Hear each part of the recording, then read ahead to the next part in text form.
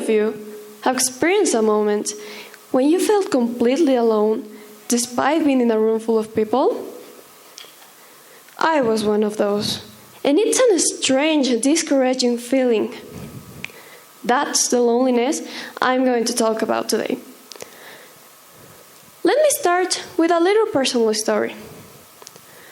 Last year, during a long week of exams, I was looking forward for a tradition my friends and I had. We'd usually grab a bubble tea or an ice cream, relax and celebrate. But that week, I didn't receive any message.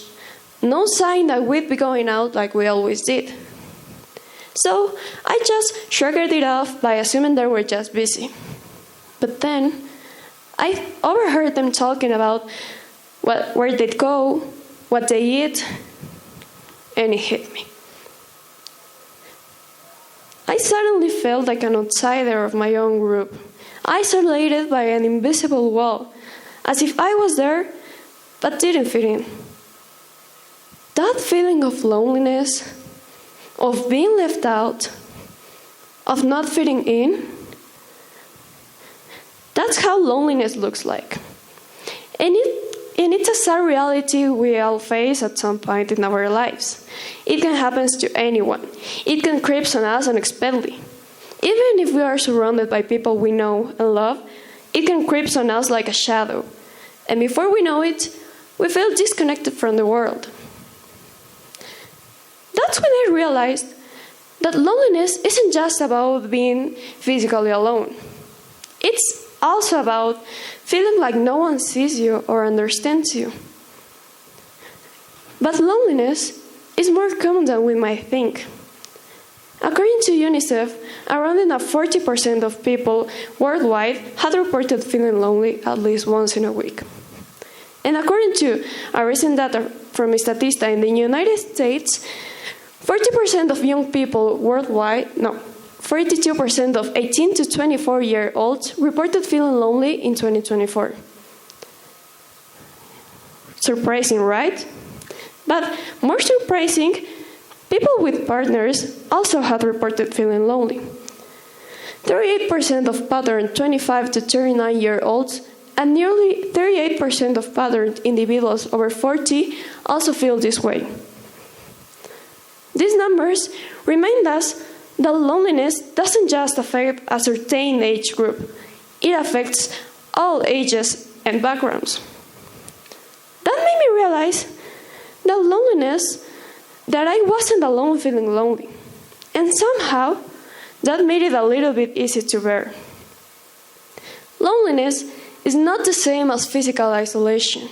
It's an emotional disconnection. Loneliness, it's a lack of meaningful connection or intimacy with others. One of the main causes of loneliness in the modern world is social media. Although social media is designed to bring us closer together, it often has the opposite effect. While these platforms allow us to see what's going on in other people's lives, it doesn't really help us to form real meaningful connections. Instead, it can make us feel disconnected, like we're missing out. Now, how many of you have spent hours scrolling around social media, thinking it will help you feel more connected, but instead it left you feeling worse? I was one of those. And according to the World Health Organization, social media can negatively impact mental health, causing anxiety, depression, and loneliness. This is the paradox of social media. It promises connection, but instead, we receive a deep sense of loneliness. Moreover, I've realized that loneliness wasn't just something in our minds. It can affect our body as well. According to a Spanish psychologist, Marian Rojas Estafé, found that the problems caused by loneliness are similar to drinking alcohol, smoking, and even obesity. It can also increase likelihood of developing neurological diseases, such as Alzheimer's. After reading this, I realized that loneliness wasn't just an emotional thing. It can affect deeply our physical health. Our brains and bodies are interconnected. So, when our mental and emotional health suffers, so does our physical health too. But after having said all this and established some of the causes and effects of loneliness, I would like to focus on things you can do to prevent it or deal with it when it comes up. Number 1. Focus on meaningful connections. Don't value quantity of friends over quality. Having a large group of friends doesn't mean you have more meaningful connections than if you had a smaller one.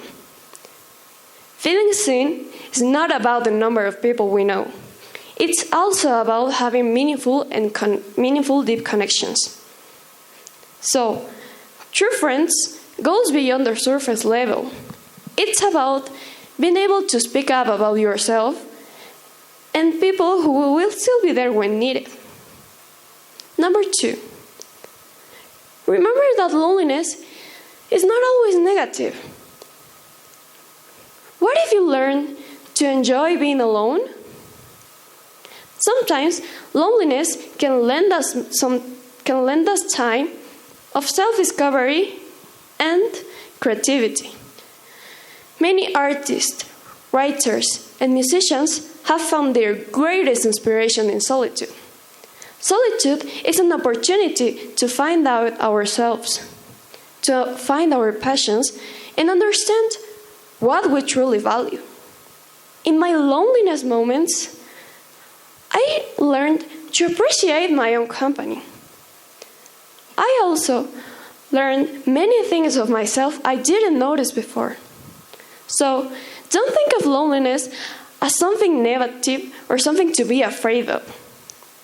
It's the first step to begin to grow. Number 3. If you're feeling lonely, try to reach out or connect with others.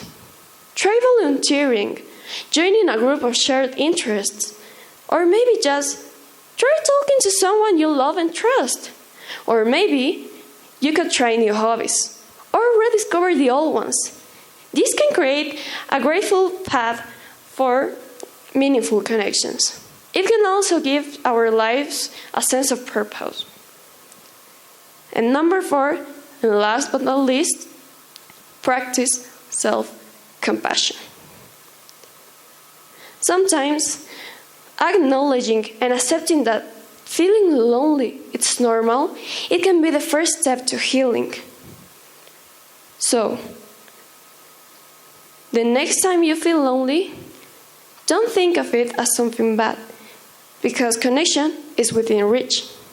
And you don't have to face loneliness by yourself, because we are all connected, and you don't have to face loneliness by yourself.